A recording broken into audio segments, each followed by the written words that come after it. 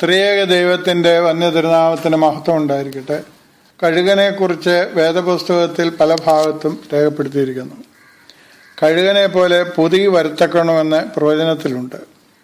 അതായത് പുതുക്കപ്പെടുന്ന അവസ്ഥ, നവീകരിക്കപ്പെടുന്ന അവസ്ഥ, നിർമ്മലീകരിക്കപ്പെടുന്ന അവസ്ഥ. ഒരു പുതുക്കം ഏത് സമൂഹത്തിനും കൂട്ടായ്മയ്ക്കും ഒന്നാണ്. കഴുകന്റെ കാഴ്ച അപാരമാണ്. എത്ര ഉയരത്തിൽ സഞ്ചരിച്ചാലും താഴെയുള്ള കുഞ്ഞു കാര്യങ്ങൾ അതിന് കാണാം. വിശുദ്ധ യോഹന്നാന്റെ സുവിശേഷത്തെ കഴുകനോടാണ് ഉപമിച്ചിരിക്കുന്നത്. മറ്റ് സുവിശേഷങ്ങളിൽ നിന്ന്, അതായത് സമാന്തര സുവിശേഷങ്ങളിൽ നിന്ന് വ്യത്യസ്തമായി തങ്ങളുടെ ഗുരുവിന്റെ ഹൃദയരഹസ്യങ്ങൾ നമുക്ക് പകർന്ന് ചൂണ്ടിക്കാണിച്ചു തരുന്നതാണ് വിശുദ്ധ യോഹന്നാന്റെ സുവിശേഷം. കഴുകൻ മഴക്കാലമായാൽ മഴമേഘങ്ങൾക്ക് മുകളിലൂടെ പ്രതിസന്ധികളില്ലാതെ പറന്നു പോകും. മറ്റു പക്ഷികളെപ്പോലെ മഴയുടെയും ഇടിയുടെയും മിന്നലിൻ്റെയും പ്രതിസന്ധികൾ അതിനെ ബാധിക്കുകയില്ല. ഒരു ദൈവവേദൽ എപ്പോഴും അങ്ങനെയാകണം. പ്രതിസന്ധികളിൽ അഴലുന്നവരും ഒഴുകുന്നവരുമാവരുത്. ദൈവാശ്രയബോധത്തോടെ പ്രതിസന്ധികൾക്ക് മീതെ പറന്നുയരണം.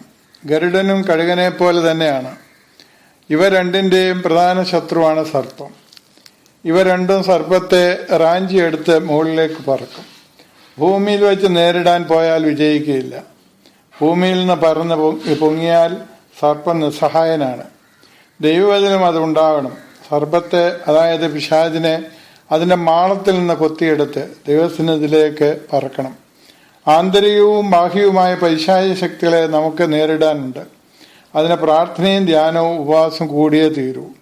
അതായത് വിശുദ്ധിയിലേക്ക് ഉള്ള പ്രയാണം, വളർച്ച എന്ന അർത്ഥം. പരിശുദ്ധ പരിമളത്തിനുമേനി നമുക്ക് കാട്ടിത്തന്നത് അതാണ്. കഴുകൻ കൂട്ടും മുട്ടയിടാൻ. വളരെ ഉയരങ്ങളിലേ അത് ചെയ്യുകയുള്ളൂ. താഴെ ബലമുള്ള കമ്പുകൾ ആദ്യം പാകും. അതിൻ്റെ മുകളിൽ മുള്ളുകമ്പുകൾ നിരത്തും. അതിനു മുകളിൽ മാർദ്ദമുള്ള തോലുകൾ നിറയ്ക്കും. പിന്നെ മുട്ടയിടും. മുട്ടയിട്ട് വിരിഞ്ഞു കഴിഞ്ഞാൽ പറക്കാൻ ആരംഭിക്കുന്നത് വരെ തീറ്റ കൊടുക്കും. പറക്കാതെ മടി പിടിച്ചിരിക്കുന്നതിനെ കമ്പുകൾ ഇളക്കി തോലുകൾ പറപ്പിക്കും. പിന്നെയും മടി പിടിച്ചിരുന്നാൽ ഊന്തിത്തള്ളി താഴെയിടും. താഴേക്ക് പോരുന്നതിന് നിലം പരിചാകാതെ ഇരിക്കാൻ ചിറകളിൽ താങ്ങിക്കൊള്ളും. ഇത് ഉടനെ നമ്മോട് ചെയ്യുന്നതാണ്. ഈ രീതിയാവണം ദൈവസാന്നിധ്യമുള്ള കുടുംബങ്ങളുടേത്. എത്ര വളർന്നാലും അധ്വാനമില്ലാതെ ബ്രോയിലർ ചിക്കനെ പോലെ വളരാമെന്ന് കരുതുന്ന മക്കളും അങ്ങനെ വളർത്തുന്ന മാതാപിതാക്കളും രാഷ്ട്രത്തിനും സമൂഹത്തിനും കുടുംബത്തിനും സഭയ്ക്കും ശാപമാണ്. പ്രതിസന്ധികളെ അതിജീവിച്ച് വളരാൻ കുഞ്ഞുങ്ങളെ പഠിപ്പിക്കണം. കേരളത്തിൽ നിന്ന് വിദേശത്ത് പഠിക്കാൻ പോകുന്ന കുഞ്ഞുങ്ങൾ പഠനത്തോടൊപ്പം ജോലിയും ചെയ്യുന്നുണ്ടല്ലോ. ഇവിടെ എന്തേ അതിന് കഴിയാതെ പോകുന്നത്? ചുരുങ്ങിയ പക്ഷം കുലത്തൊഴിലെങ്കിലും മക്കൾ പഠിച്ചിരിക്കണം. അത് നാണംകേടല്ല, അന്തസ്സാണ്. ചിലന്തി കൂട്ടുന്നത് ഇരയെ പിടിക്കാനാണ്. അതിൻ്റെ സമീപത്തോടി പോകുന്നതിനെ അത് പിടിച്ച് വിഴുങ്ങിയിരിക്കും. കുഞ്ഞു ചിലന്തികൾ വിരിഞ്ഞിറങ്ങിയാൽ അമ്മയെ ആഹരിച്ചിരിക്കും. ചില ചിലന്തികൾ ഇണചേർന്ന് കഴിഞ്ഞാൽ ഇണയെയും ആഹരിക്കും.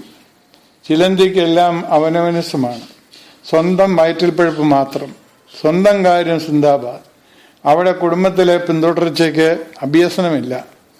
നേരായ പാത ഉപദേശിക്കലില്ല. അങ്ങനെ പറഞ്ഞു കൊടുക്കത്തുമില്ല. ഇത് ഇന്ന് പല കുടുംബങ്ങളിലും ഉള്ളതാണ്. ഒരു യഥാർത്ഥ ക്രിസ്ത്യ കുടുംബത്തിനും അതിലെ അംഗങ്ങൾക്കും കൊള്ളാവുന്നതല്ല. ഈ പ്രഭാതത്തിൽ ഒരു ചോദ്യം ചോദിക്കട്ടെ. നിങ്ങളും നിങ്ങളുടെ കുടുംബവും കൂടുതൽ ഇഷ്ടപ്പെടുന്നത് കഴുകന്റെ സംവിധാനത്തെയോ ചിലന്തിയുടെ സംവിധാനത്തെയോ? നിങ്ങളുടെ പ്രായോഗിക ജീവിതത്തിൽ ചിലന്തിയുടെ കുടുംബത്തിനോ കഴുകന്റെ കുടുംബത്തിനോ പ്രാമുഖ്യം? ചിലന്തിയുടേതാണെങ്കിൽ അത് പൈശാചികമാണ്, കഴുകന്റേതാണെങ്കിൽ അത് ദൈവികമാണ്. അങ്ങനെ ആയിത്തീരണമേ എന്ന് പ്രാർത്ഥിക്കുന്നു, അതിനാശംസിക്കുന്നു. നമുക്ക് പ്രാർത്ഥിക്കാം. ദൈവമേ, നിനക്ക് പ്രീതികരമായ സമൂഹത്തിന് ഗുണം പ്രദാനം ചെയ്യുന്ന കുടുംബങ്ങളായിരിക്കാൻ ഞങ്ങളെ അനുഗ്രഹിച്ച് ശക്തീകരിച്ച് വഴി നടത്തി കാത്തുകൊള്ളണമേ. പുത്രോത്തര പരിശുദ്ധാത്മാവായ ത്രിയേക ദൈവത്തിന്റെ കൃപയ അനുഗ്രഹങ്ങൾ നാം എല്ലാവരുടെ മേലും ഇന്നും എന്നാളും ഉണ്ടായിരിക്കുമാറാവട്ടെ.